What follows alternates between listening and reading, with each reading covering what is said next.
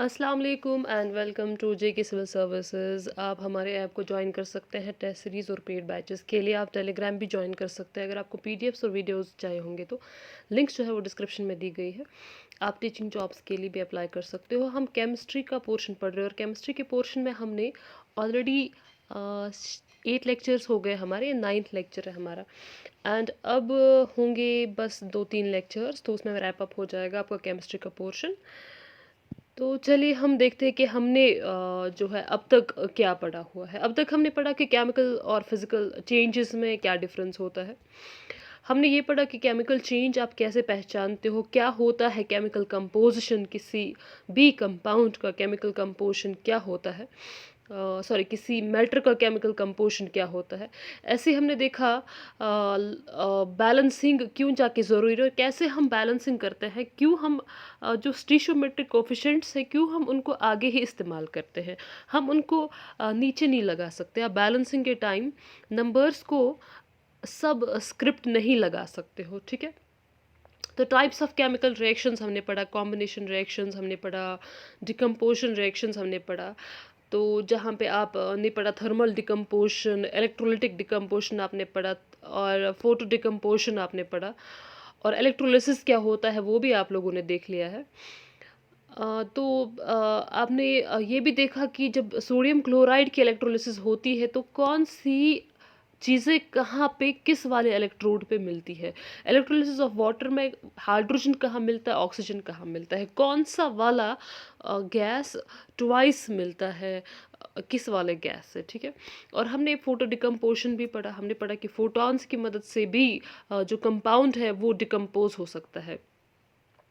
Reactivity series के बारे में हमने पढ़ा कि कौन से मेटल्स जो मेटल्स हाइड्रोजन के ऊपर होते हैं उनको एक्टिव मेटल्स बोलते हैं, क्योंकि वो ज़्यादा बहुत ही ज़्यादा रिएक्टिव होते हैं। और जो हाइड्रोजन से नीचे होते हैं उनको इनर्ट मेटल्स बोला जाता है, क्योंकि वो बहुत ही कम जो है रिएक्टिव होते हैं। ऐसे हमने देखा कि डिस्प्लेसमेंट रिएक्शंस के अंदर कैसे आपको देखना है कौन सी रिएक्शन फिजिबल होती है और कौन सी रिएक्शन फिजिबल नहीं होती है। और हमने ये भी देखा कि डिस्प्लेसमेंट रिएक्शंस हमें बहुत सारे चीज़ों में इस्तेमाल होता है। थर्माइट वेल्डिंग में, मैंने कल आपको गैल्वेनिक सेल भी बोला था, गैल्वेनिक सेल भी आप याद रखिएगा। स्टील के मैन्युफैक्चर में, क्रोमियम के एक्सट्रैक्शन में, एसिडिटी अगर हो जाती है तो जब आप सोडियम बाइकार्बोनेट का इस्तेमाल करते हैं वहाँ पे कौन सी रिएक्शन हो जाती है न्यूट्रलाइजेशन के लिए, तो वो भी डिस्प्लेसमेंट रिएक्शन ही है। और हमने डबल डिस्प्लेसमेंट भी पढ़ा। न्यूट्रलाइजेशन रिएक्शंस में क्या क्या चीज़ें होती है, एसिड बेस के साथ मिलता है, सॉल्ट और वाटर बनता है। ऐसे हमने देखा स्ट्रॉन्ग एसिड स्ट्रॉन्ग बेसिस के साथ मिलेंगे क्या हो जाएगा, स्ट्रॉन्ग एसिड वीक बेस के साथ मिलेगा। और स्ट्रॉन्ग एसिड्स क्या होते हैं, स्ट्रॉन्ग बेसिस क्या होता है जो कम्प्लीटली डिसोसिएट हो जाते हैं, वीक एसिड्स क्या होते हैं, वीक बेसिस क्या होते हैं जो कम्प्लीटली डिसोसिएट हो जाते हैं। रिडॉक्स रिएक्शंस के बारे में हमने देखा कि ऑक्सीडेशन होता है, एडिशन ऑफ ऑक्सीजन, ऐसे ही रिडक्शन होता है, रिमूवल ऑफ ऑक्सीजन। बहुत सारे इसमें बहुत सारी हमारे पास डेफिनेशंस है ऑक्सीडेशन और रिडक्शन की। तो आगे हमने देखा कि ऑक्सीडेशन और रिडक्शन जो रिएक्शंस है वो साइमल्टेनियसली हो जाती है, वो अकेले अकेले में नहीं हो जाती है। जब भी ऑक्सीडेशन होती है उसके साथ रिडक्शन ज़रूरी हो जाता है, ठीक है। ऐसे ही हमने देखा कि आगे रिड्यूसिंग एजेंट क्या होता है, ऑक्सीडाइजिंग एजेंट क्या होता है, कोरोजन के बारे में आज हमें पढ़ना है, ठीक है। तो चलिए स्टार्ट कर लेते हैं कोरोजन के बारे में। कोरोजन जो होता है, सबने ये पढ़ा होगा कि कोरोजन जो होता है मेटल्स को हो जाता है। मेटल्स जो होते हैं, जो मेटल्स होते हैं, अगर आपके पास मेटल सरफेस होगा और अगर ये मेटल सरफेस बहुत टाइम तक आप बाहर रखोगे, ठीक है, बाहर रखने से क्या होगा, बाहर रखने से ये किस किस के कांटेक्ट में आ जाएगा। बाहर जो ही आप इसको रखोगे तो आप कुछ टाइम के बाद देखोगे, जल्दी नहीं, 1-2 दिन के बाद नहीं, आप कुछ टाइम के बाद देखोगे, सपोज 1 महीने के बाद, 2 महीनों के बाद आप देखोगे कि जो ये मेटल मैंने रखा हुआ है, रखने की पोजीशन पे भी डिपेंड करता है। मेटल आपने कैसे रखा हुआ है उसकी पोजीशन पे भी डिपेंड करेगा, ये भी हम डिस्कस करेंगे। यहाँ देखिएगा, आपने इस मेटल को बाहर रखा हुआ है तो आप 2 महीनों के बाद ये नोटिस करोगे कि इस मेटल के ऊपर सपोज़ आयरन हमने रखा हुआ है, तो इस आयरन के ऊपर आप देखेंगे ऐसे ब्राउन कलर के जो है स्पॉट्स लगे हुए हैं, ब्राउन कलर के स्पॉट्स लगे हुए हैं। और जहाँ पे भी कोई मेटल आपने ऐसा भी देखा होगा जो बहुत ही पुराना होगा, बहुत ही पुराना होगा। आपने कोई आयरन ऐसा देखा है जो बहुत ही पुराना होगा, फिर जहाँ पे उसको वो ब्राउन कलर का स्पॉट लगा हुआ होता है, वहाँ पे जब आप उसको हाथ लगाते हो या फिर उसको तोड़ने की कोशिश करते हो, वो हाथ से ही टूट जाता है। ठीक है। गरज कि वो इतना सॉफ्ट हुआ होता है। आयरन तो माना जाता है टेंसाइल स्ट्रेंथ में, आयरन की स्ट्रेंथ बहुत ही ज़्यादा होती है, मगर जो ही ये ब्राउन कलर के स्पॉट्स इसको लग जाते हैं, ये ब्राउन कलर का स्पॉट इसको लग जाता है, आप देखते हो कि मेटल कितना सॉफ्ट हो जाता है। हाथ लगाने से ही ये मेटल जो है टूट जाता है। इसके बरक्स अगर आप वो मेटल देखोगे, वो आयरन शीट देखोगे जिसको ये ब्राउन स्पॉट्स नहीं लगे होंगे, वो बहुत ही हार्ड होगा। गर्ल्स की ये ब्राउन स्पॉट्स क्या होते हैं? इसी को आप बोलते हो करोजन, इसी को बोला जाता है करोजन। तो क्या होता है करोजन? करोजन होता है जब भी आपका मेटल जो है, मेटल डिग्रेड हो जाता है, ठीक है, खत्म हो जाता है आपका metal. Eating away of metal हम इसको बोलते हैं, क्योंकि खाता है, जैसे ऐसा लगता है जब इस मेटल को ऐसा हुआ होता है, जब इस मेटल को ऐसा हुआ होता है, ऐसे इस डार्क ये जो ब्राउन स्पॉट्स लगते हैं, सपोज आयरन के केस में ब्राउन स्पॉट्स लगते हैं, अगर इसकी जब भी इस मेटल को ऐसा चीज़ होता है, ऐसी कंडीशन हो जाती है, तो ये मेटल बहुत ही ज़्यादा ख़राब हो जाता है, बहुत ही ज़्यादा कमज़ोर हो जाता है। तो हम ऐसा बोल सकते हैं ना कि कोई इस मेटल को खा रहा है। अब कौन सा चीज़ है जो इस मेटल को खा रहा है? कोई बैक्टीरिया नहीं है, कोई वायरस नहीं है, कोई एनिमल नहीं है, कुछ भी नहीं है। ये होता है, इसके लिए होती है 2 चीज़ें ज़िम्मेवार। एक तो होता है ऑक्सीजन और दूसरा होता है वाटर। तो ये 2 चीज़ें रिस्पॉन्सिबल होती है आपके इस मेटल के खराब होने के लिए। वो 2 चीज़ें कौन-कौन सी होती है? ऑक्सीजन, ऑक्सीजन आपका ऑक्सीजन गैस और वाटर। ठीक है। तो जब भी आपका मेटल इन 2 चीज़ों के कांटेक्ट में आएगा, आप ये समझ लेना कि कोई टाइम ऐसा आएगा जब ये मेटल खराब हो जाएगा, और इसके खराब होने को हम बोलते हैं करोड होना, करोड होना। ठीक है। और प्रोसेस को हम बोलते हैं करोजन होना। तो चलिए हमने यहाँ पे ये याद रखा, हमें पहला जो क्वेश्चन है यहाँ पे सॉल्व हो गया कि ये जो करोजन होता है, इसके लिए कौन कौन सी चीज़ें जिम्मेवार होती है। अगर आपको ऐसे पूछा जाए कि which two compounds are responsible for the corrosion of metals, तो आप क्या क्या लिखेंगे? Oxygen and water. ठीक है। तो देखिएगा यहाँ देखिएगा, अगर यहाँ पे मैंने यहाँ पे लिखा हुआ है कि अगर आयरन का करोजन हो जाए, अगर आयरन खराब हो जाए, अगर आयरन ऑक्सीजन और वाटर के कांटेक्ट में आ जाए, तो वो जब इसके कांटेक्ट में आ जाता है ना, जब कोई कंपाउंड, जब कोई मेटल इन दो चीज़ों के कांटेक्ट में आ जाता है, तो देखिए क्या होता है। देखिए देखिए सबसे पहले हम आपको समझाते हैं।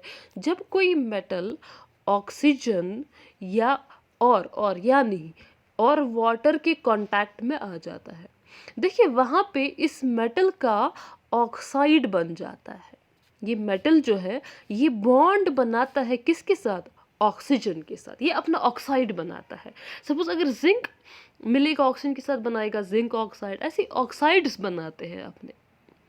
तो ये जो ऐसे वाटर भी यहाँ पे मिला होगा, तो ये जो कंपाउंड यहाँ पे बनता है, अब तो ये मेटल नहीं रहा, मेटल की हो गई है केमिकल रिएक्शन, और ये बन गया है ऐसे करके कोई डिफरेंट चीज़, कोई डिफरेंट कंपाउंड, और इस कंपाउंड की प्रॉपर्टीज भी अलग होगी। इस मेटल की तो अभी प्रॉपर्टीज थी, ये मेटल हार्ड था, याद रखिएगा इस चीज़ को, यहाँ पे ध्यान रखिएगा, ये मेटल हार्ड था, हार्ड था, मगर ये जो कंपाउंड अब बना, ये हार्ड नहीं रहा, ये हार्ड नहीं होगा, ये हार्ड नहीं होगा, और इसका कलर भी अलग होगा। सपोज जब आयरन मिलता है, यहाँ देखिए जूम कर लेते हैं, जब आयरन मिलता है ऑक्सीजन के साथ और वाटर के साथ, इन दोनों के कांटेक्ट में आ जाता है, तो क्या होता है, एक चीज़ बनता है जिसको आप बोलते हो आयरन ऑक्साइड। और क्या बनता है इसके साथ, इसको बोलते हैं water of hydration. Water of hydration, hydration इसको बोलते हैं, वाटर ऑफ हाइड्रेशन। इसको डिस्कस नहीं हमें करना है। तो यहाँ पे बना आपका आयरन ऑक्साइड और इसके साथ जुड़ा है वाटर ऑफ हाइड्रेशन भी। गर्ल्स की ये जो कंपाउंड यहाँ पे आपको मिला, ये जो कंपाउंड आपको यहाँ पे मिला, इसको बोलते हैं रस्ट। इसको बोलते हैं रस्ट, ठीक है। और इसी का कलर होता है ब्राउन। तो क्या याद रखा आपने, आपने ये याद रखा कि आयरन की जब करोजन हो जाती है, करोजन क्या होता है, करोजन क्या होता है, करोजन होता है जब ऑक्सीजन और वाटर के साथ मेटल का मिलना, इसको बोलते हैं करोजन। तो जब आयरन मिलेगा, जब आयरन की करोजन हो जाएगी तो वहां पे बनता है रस्ट। और रस्ट क्या होता है, रस्ट होता है Fe2O3 into x times water of hydration. ये है एक्स टाइम्स, एक्स टाइम्स मतलब एक्स कुछ भी हो सकता है, एक्स 10 भी हो सकता है, 10 टाइम्स वाटर हो सकता है, 5 टाइम्स वाटर हो सकता है, ठीक है। सो इसको हम लिखेंगे x times water of hydration. तो इसको आप बोलते हो रस्ट।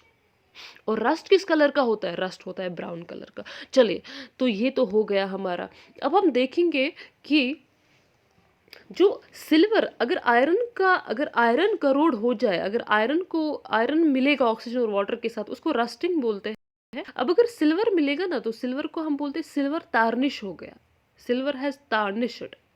आयरन को बोलेंगे आयरन को तो रस्ट हो गया, रस्ट लग गया। तो सिल्वर क्या क्या हो गया, सिल्वर तो तार्निश हो गया, ठीक है। तो आपने देखा होगा, आपने सिल्वर का देखा होगा, सिल्वर आपने कभी देखा होगा सिल्वर। तो सिल्वर को जब करोजन हो जाती है तो सिल्वर का के ऊपर ब्लैक स्पॉट्स आ जाता है, ब्लैक कलर के, ब्राउन कलर के नहीं, ब्लैक कलर के स्पॉट्स आ जाते हैं, क्योंकि सिल्वर ऑक्साइड का कलर ब्लैक होता है। तो वो भी बहुत ही खतरनाक होता है, वो भी उस मेटल को खा जाता है। तो धीरे धीरे वो मेटल भी खराब हो जाता है, सिल्वर भी खराब हो जाता है, ठीक है। अब आयरन जो है, आयरन को जब रस्ट लगता है तो वो ब्राउन कलर का हो जाता है। अब हमारे पास कुछ ऐसे भी मेटल्स हैं जिनको आप बोलते हैं इनर्ट मेटल्स, जो ज़्यादातर मिलते नहीं ऑक्सीजन और वाटर के साथ। जैसे कि इनर्ट मेटल्स आपको याद होंगे ना, जैसे कि गोल्ड आता है, प्लैटिनम आता है, ये तो बहुत ही अच्छे मेटल्स हैं। ये मिलते नहीं है ऑक्सीजन और वाटर के साथ, ये बहुत ही ज़्यादा इनर्ट होते हैं। इनर्ट का मतलब आपको समझ में आ रहा होगा, जो मिलते नहीं हैं जल्दी जल्दी, जो केमिकल रिएक्शंस नहीं दिखाते हैं। इसलिए तो गोल्ड और प्लैटिनम बहुत ही ज़्यादा कॉस्टली माने जाते हैं, क्योंकि ये खराब नहीं हो जाते, इनको करोजन नहीं हो जाता है। अगर सिल्वर को देखा जाए तो सिल्वर भी इनर्ट मेटल्स में माना जाता है, गिना जाता है। मगर सिल्वर भी, अगर सिल्वर को भी हम कांटेक्ट में रखेंगे ऑक्सीजन और वाटर के, तो सिल्वर भी थोड़ा सा रिएक्ट करेगा। सिल्वर भी आफ्टर 1 2 3 ईयर्स जो है, इसको भी करोजन हो जाएगी, ये भी तार्निश हो जाएगा। मगर अगर सिल्वर को आयरन के साथ कंपैरिजन किया जाए, अगर सिल्वर को जिंक के साथ कंपैरिजन किया जाए, तो सिल्वर इनके मुकाबले में सिल्वर को ज़्यादा करोजन नहीं हो जाती है। तो हमने क्या याद रखा, हमने ये याद रखा कि जो मेटल्स इनर्ट होते हैं उनको ज़्यादातर जल्दी से करोजन नहीं हो जाती है। उसके बजाय जो मेटल्स बहुत ही ज़्यादा रिएक्टिव होंगे तो उनको जल्दी से करोजन हो जाएगी, वो जल्दी से ईट अप हो जाएंगे, ठीक है। अब मसला ये है कि करोजन को कैसे रोका जाए, कौन कौन सी प्रोसेस ऐसी है जिससे करोजन को आप रोक सकते हैं। यहाँ देखिएगा, हमने इनको ऐसे एक ग्रुप में यहाँ पे लिखा हुआ है, आप देख सकते हैं। यहाँ पे हम इसको रोक सकते हैं बाय मीन्स ऑफ पेंटिंग। आप देखिए आप क्या करते हो, जब आप फेंसिंग करते हो, किससे, आयरन शीट से फेंसिंग करते हो, या फिर आप स्टील का कुछ लगाते हो, जैसे बालकनीज को आप स्टील का कुछ लगाते हो, ऐसे ऐसे कुछ भी लगाते हो, या फिर कोई जाली होती है आयरन की, या कुछ भी आप आयरन का इस्तेमाल करते हो, गाड़ियाँ होती है आयरन की, तो आप हमेशा इनके ऊपर पेंट करते हो। हमेशा नहीं, किसी किसी केस में इनको पेंट किया जाता है। तो गाड़ियों को तो हमेशा पेंट किया जाता है, मगर इनमें से किसी किसी केस में पेंट किया जाता है। पेंट क्या काम करता है, पेंट जो होता है वो एक परत बनाता है। परत क्या होता है, एक लेयर बनाता है, लेयर बनाता है, ऐसे इसके ऊपर एक लेयर चढ़ाता है मेटल के ऊपर। तो ये लेयर क्या काम करेगा, ये ऑक्सीजन को और वाटर को इसके कांटेक्ट में आने से रोकेगा। किसके कांटेक्ट में? मेटल के कांटेक्ट में आने से रोकेगा। कौन? पेंटिंग। ठीक है, तो पेंटिंग की जाती है ताकि ऑक्सीजन और वाटर जो है वो इस मेटल के कांटेक्ट में ना आ जाए। जहाँ जहाँ पे भी पेंट उठा होता है वहाँ वहाँ पे आयरन के लगे होते हैं ब्राउन कलर के स्पॉट्स। जहाँ पे पेंट होगा अभी भी वहाँ पे ब्राउन कलर के स्पॉट्स नहीं होते हैं, वहाँ पे बचा होता है क्योंकि उस पेंटिंग ने उसको एक लेयर बनाई होती है, सेपरेशन लेयर बनाई होती है। ठीक है, अगर इसकी पेंटिंग से रोका जा सकता है आपका करोजन। दूसरा है ग्रीजिंग। ग्रीजिंग से भी रोका जा सकता है। ग्रीजिंग और ऑयलिंग, देखिए दोनों चीज़ों से हम रोक सकते हैं। ग्रीज सबने देखी होगी, वो ग्रीज जो लगाई जाती है ज़्यादातर गाड़ियों में इस्तेमाल की जाती है ग्रीस, या फिर ऑयल का इस्तेमाल किया। जहाँ पे आप पेंट का इस्तेमाल नहीं कर सकते हो वहाँ पे आप ग्रीजिंग और ऑयलिंग का इस्तेमाल करते हो। देखिए हमारे पास कुछ ऐसे भी आयरन के मशीनरी होती है जिन पे अगर आप पेंट करेंगे तो फ्रिक्शन जो है, फ्रिक्शन बढ़ जाएगा, वो चलने के लायक नहीं रहेंगे, वो चलेंगे नहीं। जैसे आपकी साइकिल का वो नहीं होता है, चेन नहीं होती है साइकिल की, चेन जो होती है। अब बाकी सारों को तो पेंट किया होता है मगर साइकिल की जो चेन होती है उसको पेंट नहीं किया होता है, उसको ग्रीस लगाते हैं या फिर उसको ऑयल लगाते हैं। क्यों लगाते हैं? ताकि एक तो फ्रिक्शन की वजह से, ताकि फ्रिक्शन जो है वो कम हो जाए और जल्दी से ये चेन जो है ये चले और टायर अच्छे से चले इसका। और दूसरा, उससे उसकी वजह से ग्रीस और ऑयल जो होता है वो भी एक लेयर बनाता है इसके ऊपर एक लेयर बनाता है आयरन के ऊपर, और इसको कांटेक्ट में नहीं आने देते हैं ऑक्सीजन और वाटर के। क्योंकि ग्रीस और ऑयल जो होते हैं हाइड्रोफोबिक होते हैं, ये वाटर को रिपेल करते हैं। ये तो सबको पता होगा कि ऑयल और वाटर कभी भी कंबाइन नहीं हो जाते हैं। ऑयल और वाटर हमेशा सेपरेट रहते हैं क्योंकि ऑयल हमेशा वाटर को रिपेल कर देता है। ठीक है, तो ये तो हो गया ग्रीजिंग और ऑयलिंग से भी आप स्टॉप कर सकते हो कोरोजन को। तो तीसरा जो बहुत ही इंपॉर्टेंट है उसको बोलते हैं गैल्वेनाइजेशन और इलेक्ट्रोप्लेटिंग और एलॉइंग। देखिए गैल्वेनाइजेशन के बारे में हम आपको बता दें। गैल्वेनाइजेशन हम ज़्यादातर इस्तेमाल करते हैं जिंक को आयरन के ऊपर, एक एक आयरन, अगर आपके पास आयरन का कोई भी चीज़ होगा, सपोज आयरन रॉड्स आपके पास है, तो इस आयरन रॉड के कोरोजन को रोकने के लिए आप इसके ऊपर जिंक की एक परत चढ़ाते हैं। जिंक का लेयर चढ़ाया जाता है आयरन के ऊपर जिंक का लेयर चढ़ाया जाता है ताकि ये आयरन जो है ये खराब ना हो जाए, ये करोड़ ना हो जाए और जिंक ही खराब हो जाए। अब मसला ये है कि जिंक तो खुद एक मेटल है, कैसे मेटल को मेटल के ऊपर लगाया जाए? जिंक आयरन से ज़्यादा रिएक्टिव है। आप लोगों को रिएक्टिविटी सीरीज याद है? जिंक ऊपर आता है, आयरन नीचे आता है। जिंक आयरन से ज़्यादा रिएक्टिव है। मैंने यहाँ पे लिखा हुआ है more reactive metal on reactive metal. जो लेस रिएक्टिव मेटल होगा उसके ऊपर लेयर चढ़ाई जाती है मोर रिएक्टिव मेटल की। उससे क्या होगा? सपोज आपने जिंक की लेयर चढ़ाई आयरन के ऊपर, अगर यहाँ से ऑक्सीजन आ गया या वाटर आ गया तो ये जो जिंक होता है, ये जिंक जो होता है ये खुद जाके इनके साथ मिलेगा, आयरन को नहीं मिलने देगा, खुद मिलेगा इनके साथ और बनाएगा जिंक ऑक्साइड। मगर यहाँ पे ये चीज़ है कि जो जिंक ऑक्साइड होता है वो आयरन ऑक्साइड की तरह गंदा नहीं होता है। गंदा मतलब आयरन ऑक्साइड सॉफ्ट होता है जो जल्दी से टूट जाएगा, हाथ लगाने से टूट जाएगा। जिंक ऑक्साइड हार्ड होता है, जिंक ऑक्साइड जिंक से भी ज़्यादा हार्ड होता है। इसलिए हम तो चाहते हैं कि जिंक जो है वो जिंक ऑक्साइड बनाए, मगर हम नहीं चाहते कि आयरन जो है आयरन ऑक्साइड बनाए। इसीलिए हम आयरन के ऊपर जिंक का कोट चढ़ाते हैं जो कि आयरन से ज़्यादा रिएक्टिव होता है, ताकि आयरन के बजाय जिंक ही मिल जाए ऑक्सीजन और वाटर के साथ। ऐसे ही इस आयरन को प्रोटेक्ट करेगा। ठीक है, इस प्रोसेस को बोलते हैं गैल्वेनाइजेशन। देखिए यहाँ पे जल्दी से देख लीजिएगा, मोर रिएक्टिव मेटल को चढ़ाया जाता है लेस रिएक्टिव मेटल के ऊपर। और सपोज नहीं, ज़्यादातर हम गैल्वेनाइजेशन बोलते हैं ज़्यादातर उस चीज़ को जब आप जिंक को चढ़ाते हो आयरन के ऊपर। और जिंक ऑक्साइड क्या होता है? टफ होता है। अब देखते हैं इलेक्ट्रोप्लेटिंग क्या होता है। ये तो बहुत ही बड़ा टॉपिक है अगर हम पढ़ेंगे इसको, मगर हम इसको यहाँ पे जल्दी से फिनिश करने की कोशिश करेंगे। इलेक्ट्रोप्लेटिंग क्या होता है? देखिए, इलेक्ट्रोप्लेटिंग होता है, ऐसे ही इलेक्ट्रोप्लेटिंग भी होता है, एक मेटल के ऊपर दूसरी मेटल की लेयर चढ़ाई जाती है, इसको बोलते हैं इलेक्ट्रोप्लेटिंग।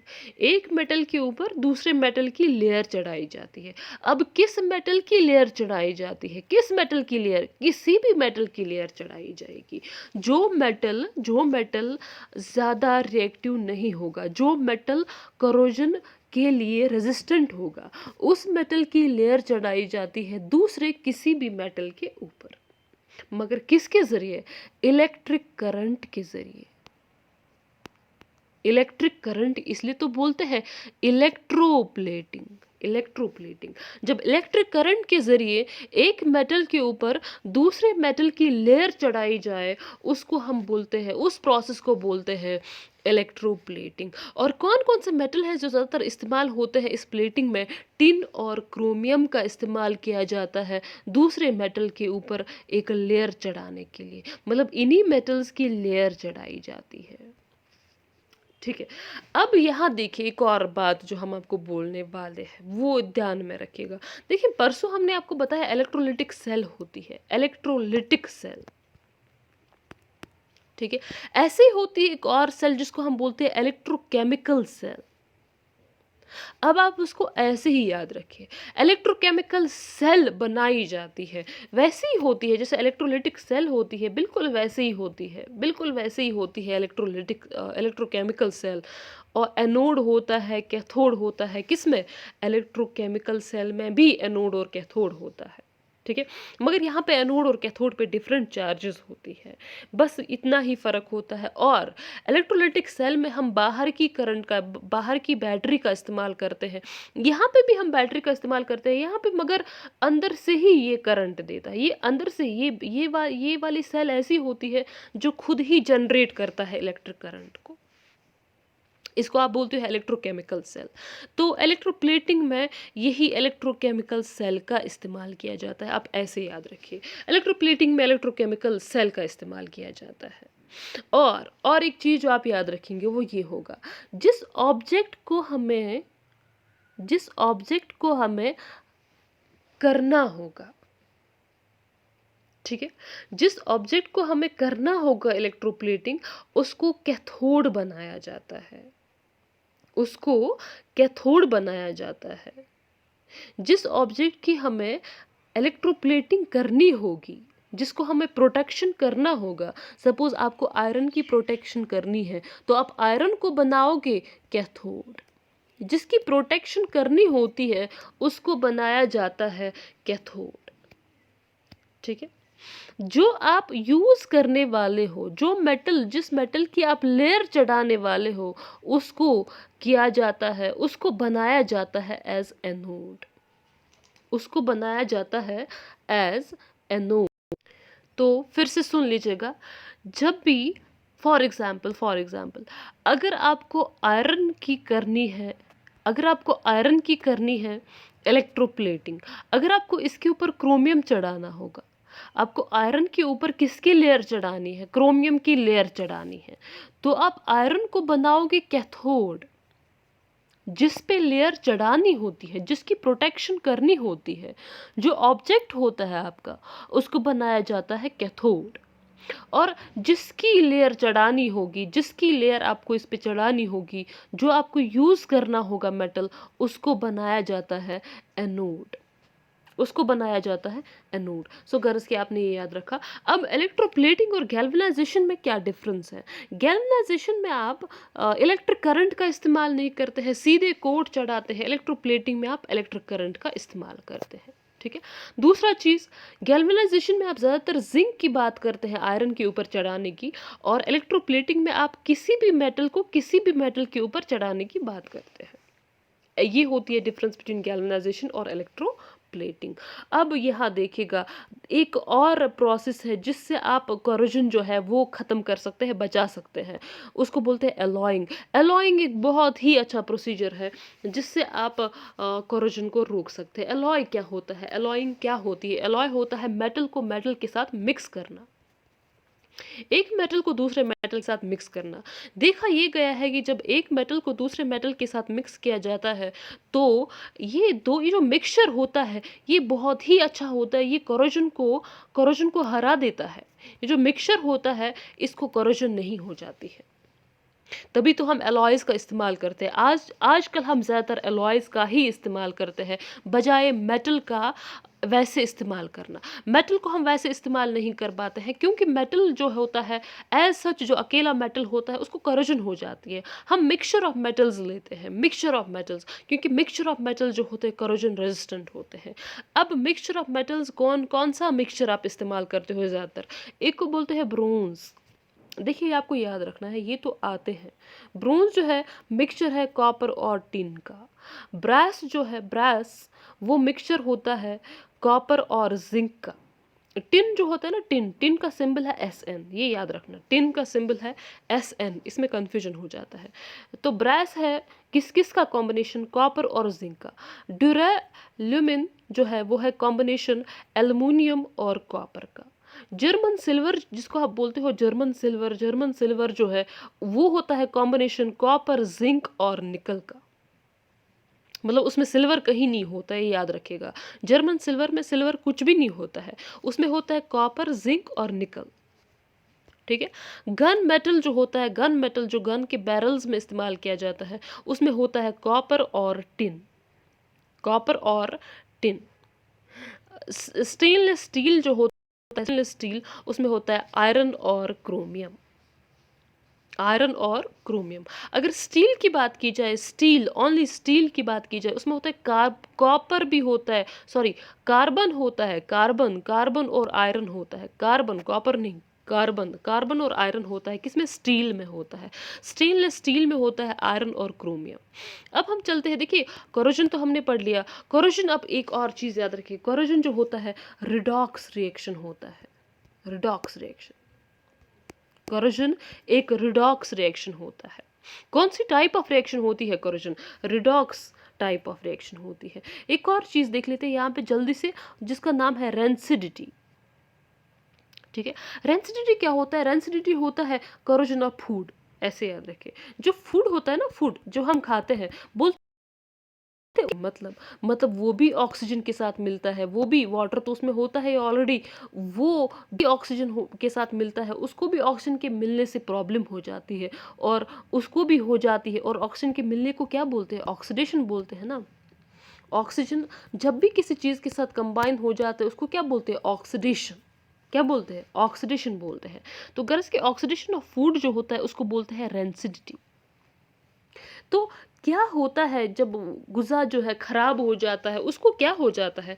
असल में जो फूड होता है, ये फूड में फैट्स होते हैं या ऑयल्स होते हैं। ये जो फैट और ऑयल होता है ना फूड का, ये ऑक्सीडाइज हो जाता है, मतलब इसकी ऑक्सीडेशन हो जाती है। किसकी? फैट्स और ऑयल्स की।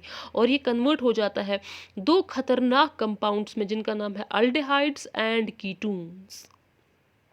अल्डेहाइड्स एंड कीटोन्स। और ये अल्डेहाइड्स और कीटोन्स जो होते हैं ये माने जाते हैं अपने बैड स्मेल की वजह से। बैड स्मेल, इनको स्मेल बहुत ही गंदी होती है, इनकी स्मेल बहुत ही ख़राब होती है। इसलिए जब भी फूड, अगर हम कोई भी फूड बहुत टाइम तक रखते हैं तो हमें उसमें से बैड स्मेल आती है। हमें उसी से समझ आता है कि फूड जो है वो ख़राब हो चुका है, इसकी ऑक्सीडेशन हो चुकी है। ठीक है। और अगर ऑक्सीडेशन हो जाएगी फूड की तो असल में क्या हुआ होता है, जो उसका फैट और ऑयल होता है वो चेंज हुआ होता है, ऑक्सीडेशन हुई होती है, चेंज हुआ होता है टू अल्डिहाइड्स एंड कीटोन्स। अब अगर फ्रिज में रखा जाए तो चूंकि टेम्परेचर फ्रिज में कम होता है, टेम्परेचर कम होता है, और टेम्परेचर कम होने के कारण जो ऑक्सीडेशन होती है उसको एक प्रॉपर एक टेम्परेचर चाहिए होता है। ऑक्सीडेशन का रेट कम हो जाता है जब टेम्परेचर कम होता है। जब टेम्परेचर कम होता है ऑक्सीडेशन का रेट भी क्या हो जाता है? कम हो जाता है। इसलिए जब भी आप फ्रिज में रखते हैं चीज़ों को तो वहाँ पे ऑक्सीडेशन स्लोली हो जाती है, कम ऑक्सीडेशन हो जाती है या तो हो ही नहीं जाती है। इसलिए वहाँ पे फूड जो है ठीक रहता है टेम्परेचर कम होने की वजह से। अब देखिए, अब अगर फूड को ऑक्सीडेशन होती है, ख़राब हो जाता है, तो फूड को ये ख़राब होने से कैसे रोका जाए? असल में हम इस्तेमाल कर सकते हैं एंटीऑक्सीडेंट्स की, या जिनको हम प्रिजर्वेटिव्स बोलते हैं। एंटीऑक्सीडेंट्स या फिर बोलेंगे प्रिजर्वेटिव्स। एंटीऑक्सीडेंट्स हम नेचुरल एंटीऑक्सीडेंट्स भी यूज़ कर सकते हैं, हम सॉल्ट यूज़ करते हैं, हम जो है ज़्यादातर अगर ज़्यादा अमाउंट में शुगर डाला जाए तो वो भी एक्ट करता है एज प्रिजर्वेटिव। और विटामिन सी जो होता है वो भी एक्ट करता है एज जो है नेचुरल प्रिजर्वेटिव एक्ट करता है, एंटीऑक्सीडेंट होता है विटामिन सी। और विटामिन ई भी एंटीऑक्सीडेंट होता है। तो ये तो नेचुरल जो है, नेचुरल तरीक़ों से आप कैसे फूड को रोक सकते हैं ख़राब होने से। विटामिन सी, विटामिन ई के ज़रिए, सॉल्ट या फिर शुगर के ज़रिए भी ख़राब होने से रोका जा सकता है। अब जो सिंथेटिक एंटीऑक्सीडेंट्स है हमारे पास, सिंथेटिक जो होते हैं, जो लैब में बनाए जाते हैं, जिनको हम फूड्स में इस्तेमाल करते हैं, जो आपके पास पैक्ड फूड आते हैं, उसमें इस्तेमाल किया जाता है BHA का। और BHA क्या होता है? Butylated hydroxy anisole. और BHT का, और BHT क्या होता है? Butylated hydroxy toluene, butylated hydroxy toluene, butylated hydroxy anisole, BHA and BHT। ऐसी चिप्स जो होते हैं, जो पैकेट्स होते हैं, जो पैक्ड फूड जो आता है, छोटे छोटे पैक्ड फूड, बड़े वाले नहीं, छोटे पैक्ड फूड जो होते हैं, उनमें आप गैसेस का भी इस्तेमाल करते हो फॉर प्रिजर्वेटिव। और कौन सा गैस? ज़्यादातर नाइट्रोजन गैस का इस्तेमाल किया जाता है एज प्रिजर्वेटिव। तो आज हमने पढ़ा कि कोरोजन क्या होता है, एक रिडॉक्स रिएक्शन होती है, इलेक्ट्रोप्लेटिंग का इस्तेमाल करते हैं। गैल्वेनाइजेशन और इलेक्ट्रोप्लेटिंग में क्या डिफरेंस है, और कौन कौन सी तरीक़ों से आप जो है कोरोजन को रोक सकते हैं। अब आपको क्वेश्चन ऐसे आ सकता है कि बताइए आप हमें कि आयरन के कोरोजन को क्या बोलते हैं? रस्टिंग बोलते हैं। आयरन का जो कोरोजन हो जाता है तो रस्ट का जो होता है उसका कलर क्या होता है? ब्राउन कलर होता है, ठीक है। तो आप हमें बताइए कि कौन कौन सी दो चीज़ें ज़रूरत होती है कोरोजन के लिए? ऑक्सीजन और वाटर ज़रूरत होता है, ठीक है। ऐसे आप हमें बताइए कि गैल्वेनाइजेशन जो होता है प्रोसेस, वो किस मेटल पे ज़्यादा इस्तेमाल किया जाता है? आयरन मेटल पे। आप हमें बताइए जो इलेक्ट्रोप्लेटिंग होती है वो किस के ज़रिए इस्तेमाल किया जाता है? किसके ज़रिए इलेक्ट्रोप्लेटिंग कैरी आउट किया जाता है? इलेक्ट्रिक करंट के ज़रिए, ठीक है। अब हमें बताइए कि जो ऑब्जेक्ट होता है जिस पे आपको प्लेटिंग करनी होती है उसको क्या बनाया जाता है? एज कैथोड बनाया जाता है। अब हमें बताइए कि ब्रास जो होता है वो किस किस मेटल का कॉम्बिनेशन होता है? कॉपर और जिंक का होता है, ठीक है। सो ऐसे आपको क्वेश्चंस आ सकते हैं। तो चलिए हम इसको रैप अप कर लेते हैं। अल्लाह हाफिज़।